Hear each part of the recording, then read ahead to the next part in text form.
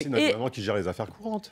Oui, enfin, il faut que vous compreniez que plus un gouvernement qui gère les affaires courantes dure, plus ce gouvernement prend des décisions politiques. Le record de la Ve République d'un gouvernement démissionnaire, c'est 9 jours. Le record de la Quatrième République, c'est 38 jours. Nous sommes d'ores et déjà à 45 jours avec un gouvernement qui ne peut ni être censuré, ni être contrôlé par le Parlement, ni même être interrogé par le Parlement. Mais qu'est-ce qui vous dérange? C'est le fait qu'ils exercent aussi, qu'ils soient également députés, ou c'est uniquement le fait qu'ils prennent des décrets justement qui, selon vous, dépassent les affaires courantes? Vous savez, dans la Constitution, un député n'a pas le droit d'être ministre en même temps.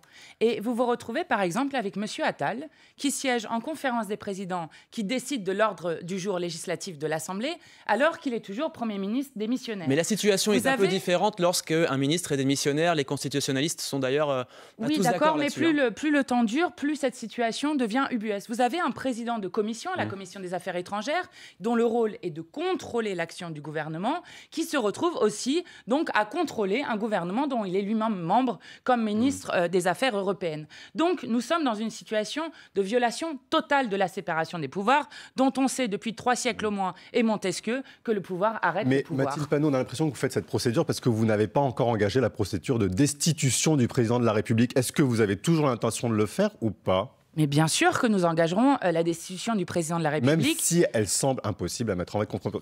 Vous allez le faire quand? Vous allez le faire quand en fait? Alors, on va le faire très bientôt. La résolution est prête et nous sommes prêts à la proposer à l'ensemble des parlementaires en dehors du Rassemblement national et en dehors de M. Ciotti. Il faudra attendre le début de la session ou pas? De la session d'ouverture de l'Assemblée il faut un début dixième octobre. des députés, donc 58 députés, pour pouvoir déclencher la procédure. Nous l'avons en notre sein, mais j'ai entendu par exemple que Sandrine Rousseau était favorable à la destitution.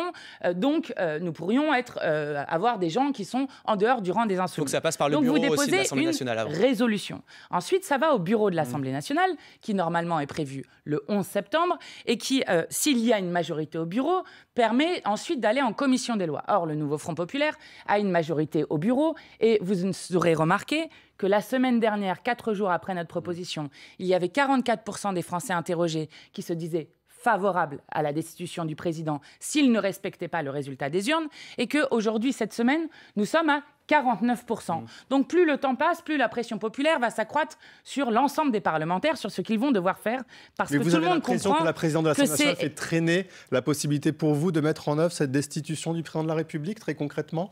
Parce que vous devez avoir recours à un bureau de l'Assemblée nationale qui est prévu et qui pourrait... en tout cas, il est important que ce bureau puisse avoir lieu, puisque c'est dans ce bureau que non seulement pourront être actées la procédure de destitution, mais aussi la possibilité de censurer un gouvernement qui serait autre que celui de Lucie Castet. Donc je disais 10% des députés, donc 58 députés pour la déposer, ensuite le bureau, ensuite la commission des lois, puis l'hémicycle, où si vous regardez, il faut 2 tiers des députés et il y a moins d'1 tiers des députés macronistes. Donc normalement, oui, nous pouvons réussir à destituer celui qui pose problème dans ce pays, c'est-à-dire Emmanuel Macron. Celui qui pose problème, Manuel Bompard parlait la semaine dernière ici même d'un autocrate en parlant d'Emmanuel Macron. Dans sa note de blog publiée hier, Jean-Luc Mélenchon le comparait à Donald Trump, je le cite, en niant les résultats des élections comme l'avait déjà fait aux États-Unis Trump avec l'insurrection du Capitole. Macron marche à l'avant-garde de la fin du projet démocratique. Vous iriez vous aussi jusqu'à le comparer, Macron, à Donald Trump? Mais oui, enfin, il faut que vous compreniez ce qui est en train de se passer. Vous avez eu des élections dont tout le monde disait, dans les 27 sondages, dans tous les sondages des législatives, lorsque l'extrême droite devait arriver en tête, eh bien, dont tout le monde disait qu'au vu de la mobilisation exceptionnelle lors de ces élections, le résultat serait incontestable. Eh bien, nous sommes maintenant plus de 55 jours après les élections législatives.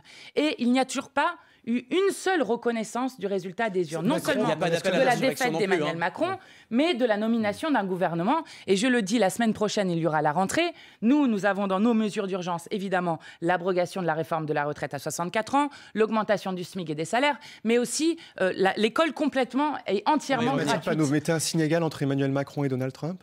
Mais sur la question de la non-reconnaissance du résultat des élections, oui, je crois que nous avons un problème similaire à celui qu'a fait Donald Trump, évidemment. Il y a eu recours à la violence. Oui, alors oui. Mais ce qui est déplorable, on est bien d'accord. Mais enfin, vous vous rendez compte que nous, c'est déplorable qu'on doive appeler avec des organisations de jeunesse le 7 septembre, donc c'est-à-dire 2 mois après les élections législatives, à devoir se mobiliser dans les rues juste pour qu'on respecte le résultat des urnes. Vous savez, quand nous sommes dans une démocratie, eh bien, c'est le vote qui permet de trancher à chaque instant quel chemin politique et quel projet politique choisit le pays. Mais si les élections ne comptent plus, qu'est-ce qui se passe? Ce que vous souhaitez toujours, en fait, c'est une démission du président de la République. C'est ce que vous nous dites à peu près. Ce que nous demandons en priorité, ce que nous préférons. Le pousser à la démission et une élection présidentielle anticipée. C'est cela votre objectif final. Notre objectif, c'est que Lucie Castet puisse gouverner. Elle aurait déjà dû, avec son gouvernement du Nouveau Front Populaire, faire l'abrogation de la réforme de la retraite qui est haïe par l'immense majorité du peuple français. Elle aurait déjà dû augmenter les salaires alors qu'un nombre de millions de gens se retrouvent dans des situations de précarité qui sont indignes de la 7e puissance économique au monde. On aurait déjà dû avoir l'école réellement gratuite, notamment la cantine, alors que pour beaucoup d'enfants, c'est l'unique repas qu'ils vont avoir. Vous ne demandez pas la démission du président de la République ce matin, pour être clair. Mais nous disons que s'il ne respecte pas le résultat des urnes, et comme il dit non à Mme Castet, nous irons jusqu'au bout. Et jusqu'au bout, c'est-à-dire d'utiliser un article de la Constitution. Si on ne pouvait pas l'utiliser, pourquoi le mettre dans la Constitution? C'est l'article 68 qui permet la destitution du président de la République. S'il ne veut pas être destitué, il n'a qu'à respecter le résultat des urnes. Et on va revenir